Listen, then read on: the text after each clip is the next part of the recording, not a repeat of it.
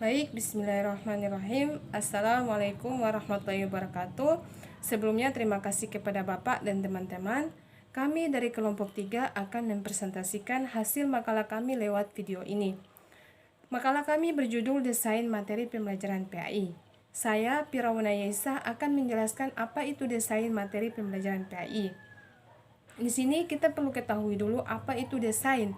Desain secara etimologi ialah suatu pola, kerangka, atau rancangan, sedangkan secara terminologi ialah suatu proses kegiatan merancang, mempersiapkan, merencanakan secara sistematis tentang kegiatan-kegiatan pembelajaran untuk mencapai suatu tujuan tertentu.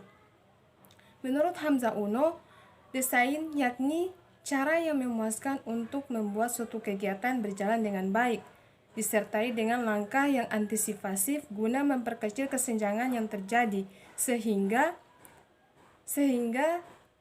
kegiatan tersebut mencapai tujuan yang telah ditetapkan. Berikutnya, materi pembelajaran. Materi dalam Kamus Bahasa Indonesia ialah diartikan sebagai bahan, benda, dan segala sesuatu yang tampak.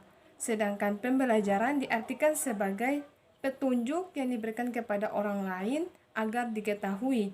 Jadi, dapat disimpulkan bahwa desain materi pembelajaran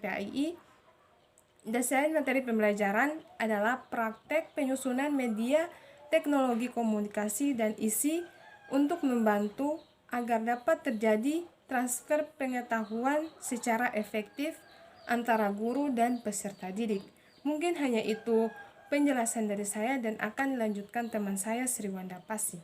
Sekian, wassalamualaikum warahmatullahi. Desain materi pembelajaran PAI. Yang pertama, menentukan tujuan pengajaran pendidikan Islam. Adapun tujuan secara umum pendidikan agama Islam adalah bertujuan untuk meningkatkan keimanan, pemahaman, penghayatan, dan pengalaman peserta didik tentang agama Islam sehingga menjadi manusia yang beriman dan bertakwa kepada Allah Subhanahu wa Ta'ala, serta berakhlak mulia dalam kehidupan pribadi, bermasyarakat, berbangsa, dan bernegara.